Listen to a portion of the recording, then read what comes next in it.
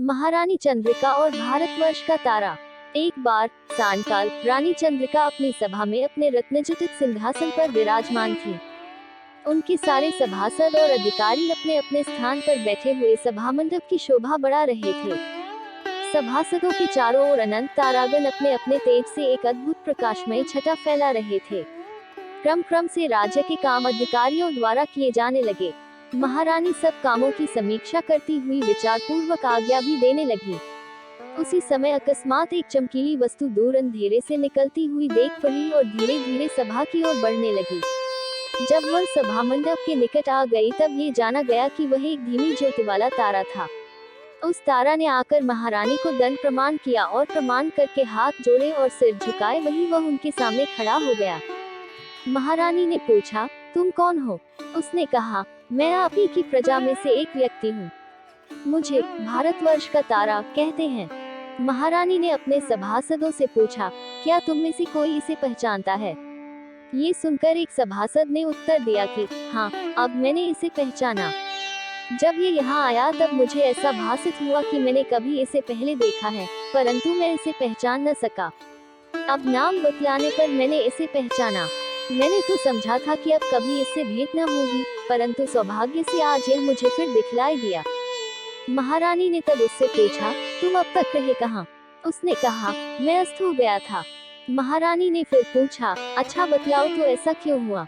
ये सुनकर उस तारा ने कहा, आप इस बात को अवश्य जानती होंगी कि अब भारतवर्ष में युधिष्ठिर, विक्रम और भोज के समान राजा, शंकर, जैमिनी और भास्कर के समान विद्वान और कालिदास, भवभूति और श्रीहर्ष के समान कवि नहीं उत्पन्न होते।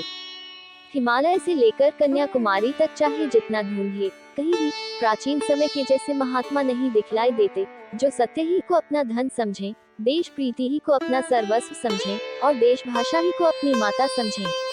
इसलिए हे देवी, आप ही विचारिए कि जहाँ इस प्रकार का एक भी महानुभाव नहीं, वहाँ के तारा की अस्त हो जाने के सिवा और क्या गति हो सकती है? ये सुनकर महारानी चंद्रिका ने बड़े आश्चर्य से पूछा, क्या कारण है जो प्राचीन काल के जैसे महात्मा अब वहाँ नहीं उत्पन्न होते? उस तारा ने शोकपूरित शब्दों में उत्तर दिया, इसका कारण प्रत्यक्ष है। वहाँ कौशल्या के समान माता, सीता और द्रौपदी के समान पत्नी, गागी, मैत्रेयी और लीलावती के समान विदुषी स्त्रियां अब नहीं होती। अतएव आश्चर्य नहीं जो भारतवर्ष में रहने वालों का अधःपात हो जाए। महारानी चंद्रिका को ये सुनकर महाखेद हुआ और उन्होंने फिर पूछा, क्या कारण है जो इस प्रकार की स्त्रियां अब वहाँ नहीं पाई जाती? उत्तर में उस तारा ने निवेदन किया, इसका कारण महारानी को मुझसे अधिक ज्ञात होना चाहिए, क्योंकि यह एक ऐसी बात है जो स्त्रियों ही से संबंध रखती है। जिस समाज में स्त्रियों को शिक्षा नहीं दी जाती, उनका बात बात में निरादर होता है, उनकी अभिलाषाओं को पूर्ण करने की ओर प्राय कोई भी ध्यान नहीं देता, यहाँ तक कि उन्हें अकारण ताड़ना तक दी जाती है, उस समाज में सीता अथवा द्रौपदी के समान स्त्रियों के उत्पन्न होने की कोई कैसे आशा कर सकता है? इस प्रकार की सामाजिक दुर्दशा भारतवर्ष में बढ़ती ही गई और मेरा तेज धीरे धीरे कम होता गया।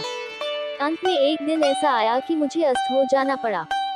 अच्छा, ये तो बतलाओ कि तुम्हारा उदय किस प्रकार हुआ? महारानी ने सुना होगा कि इस समय भारतवर्ष में कुछ सच्चे समाज सुधारकों का जन्म हुआ है। उन्होंने स्त्री शिक्षा की ओर ध्यान देना आरंभ किया है और उस देश के निवासी क्रम क्रम से अपनी भूल पर पछताने भी लगे हैं। अब स्त्रियों को शिक्षा भी कहीं कहीं मिलने लगी है। यही कारण है जो मैंने अपना पहला प्रताप थोड़ा सा प्राप्त किया है। यदि स्त्री शिक्षा की ओर लोगों का ध्यान इसी प्रकार बना रहा तो मुझे आशा है कि कुछ दिनों में मैं अपना पूरा तेज प्राप्त करके भारतवर्ष में प्रकाशित होगा। ये सुनकर महारानी चंद्रिका ने उसके सिर पर अपना हाथ रखा और आशीर्वाद दिया कि ईश्वर करे, शीघ्र ही तुम भारतवर्ष रूपी आकाश में अपने पूरे प्रकाश से पूर्ण होकर उदय हो।